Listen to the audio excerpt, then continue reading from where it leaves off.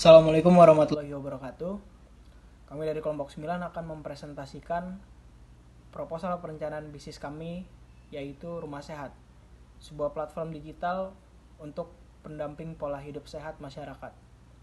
Rumah Sehat merupakan aplikasi smartphone yang memfasilitasi para penggunanya untuk melakukan pola hidup sehat berdasarkan kebiasaan hidup penggunanya, lalu riwayat penyakit atau penyakit yang sedang dialami penggunanya, serta saran pola hidup yang sehat para penggunanya berdasarkan pakar-pakar medis. Dengan data-data yang dikumpulkan per individu, sistem akan bekerja otomatis menggunakan algoritma yang ada di aplikasi berdasarkan ilmu medis dari pakar-pakar kesehatan yang kemudian membentuk pola hidup sehat sesuai dengan kebutuhan penggunanya masing-masing. Rumah Sehat mengintegrasikan dunia kesehatan dengan teknologi informasi di dunia digital. Aplikasinya sendiri bertujuan untuk memonitori setiap kegiatan penggunanya dan mengingatkan secara otomatis melalui notifikasi sehingga menimbulkan rutinitas pola hidup sehat para penggunanya. Kelompok kami terdiri dari 5 anggota. Yang pertama Muhammad Atalabahi, yang kedua Andika Wisnu Widodo, yang ketiga Septi Wulandari, yang keempat Ilham Nandifa Azahra, dan yang terakhir Salsabila Putri Safira. Baik dari problem itu ada mahalnya biaya medical check-up di rumah sakit, minimnya informasi pola hidup sehat, kurangnya pengalaman dalam menjangkau tenaga kesehatan dan kebugaran, kebiasaan usaha penanggulangan dibanding preventif dalam kesehatan, tidak adanya platform pendamping kesehatan tubuh individu, dan akses kesehatan yang tidak merata. Dari masalah-masalah yang kita temukan, kami menawarkan solusi untuk masyarakat berdasarkan health education, health relevancy, health analyzing, health accompaniment yang kami integrasikan menjadi satu melalui sebuah platform yang itu Rumah Sehat. Rumah Sehat menyediakan layanan pendampingan pola hidup sehat yang disesuaikan dengan kebutuhan penggunanya. Aplikasi kami akan mendampingi para penggunanya untuk melaksanakan pola hidup sehat seperti memberikan notifikasi jam tidur, jam makan, makanan yang perlu dikonsumsi di hari tersebut, olahraga yang perlu dilakukan, dan semua dilakukan dengan tujuan menjaga metabolisme dan antibodi tubuh penggunanya. Kategori-kategori tersebut dibagi menjadi 3 fitur utama, yaitu yang pertama ada food care, bertujuan untuk menjaga pola makan penggunanya, serta memberikan asupan gizi yang sesuai dengan kebutuhan penggunanya. Yang kedua ada health care, bertujuan untuk melakukan upaya antisipasi kesehatan berdasarkan penyakit yang dijangkiti individu. Dan yang terakhir ada fit care, bertujuan untuk menjaga kebugaran penggunanya.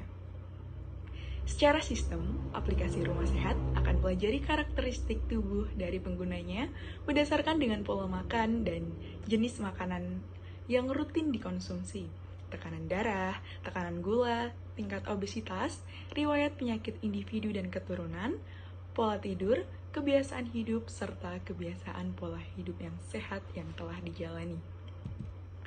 Dari karakteristik-karakteristik tersebut akan dikumpulkan data secara individual yang akhirnya akan dicocokkan melalui algoritma sistem sehingga dapat menghasilkan pola hidup yang sehat sesuai dengan karakteristik individu.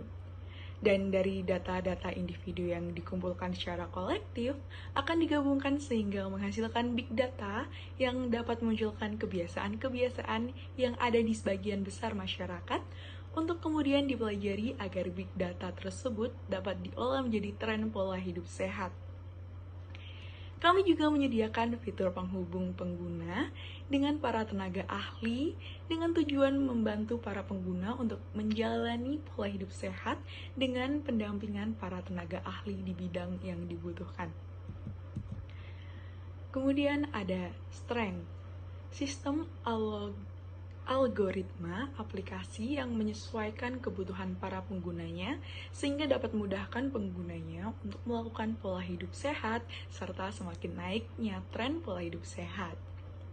Kemudian ada weakness, yakni besarnya peluang pengisian kondisi tiap individu yang kurang detail oleh pengguna. Kemudian ada opportunity, yaitu dapat dimanfaatkan keefektifan dan efisiensi teknologinya. Dan yang terakhir, threat, kendala memperkenalkan pengguna teknologi pada para lansia.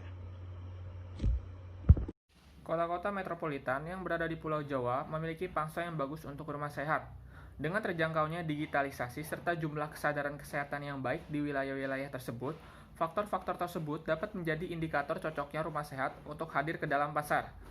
Secara umum, calon pengguna aplikasi kami dibagi menjadi 3 kelompok, yaitu orang tua yang peduli terhadap kesehatan anak-anaknya, kemudian para lansia, serta masyarakat berusia produktif yang hidup di kota metropolitan. Para orang tua dapat memonitori segala kebutuhan anak-anaknya yang tumbuh sehat.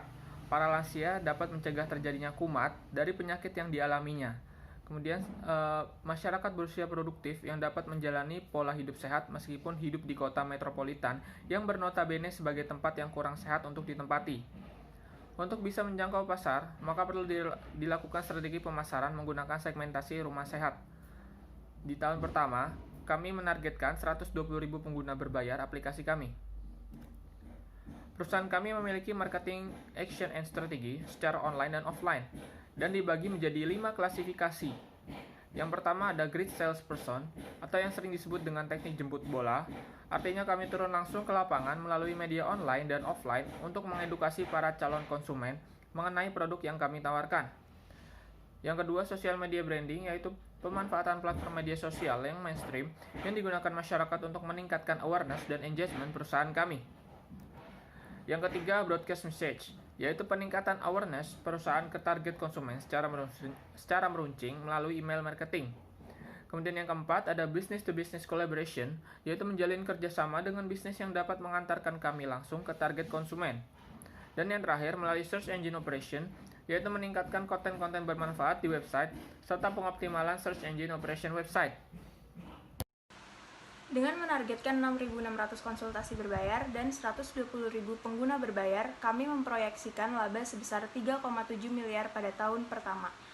Kami memiliki beberapa kompetitor yang juga bergerak di bidang kesehatan. Yang paling membedakan bisnis kami dengan kompetitor yang lain adalah bahwa jenis pelayanan kami yang bersifat preventif dan bukan penanggulangan dalam kesehatan. Bisa dilihat di tabel ini, yang hampir memiliki persamaan dengan pelayanan kami adalah Halodoc. Kami berusaha membangun branding sebagai penyedia layanan pendamping pola hidup sehat dan bukan sebagai penindak penanggulangan kesehatan. Sekian presentasi dari kelompok 9. Terima kasih. Wassalamualaikum warahmatullahi wabarakatuh.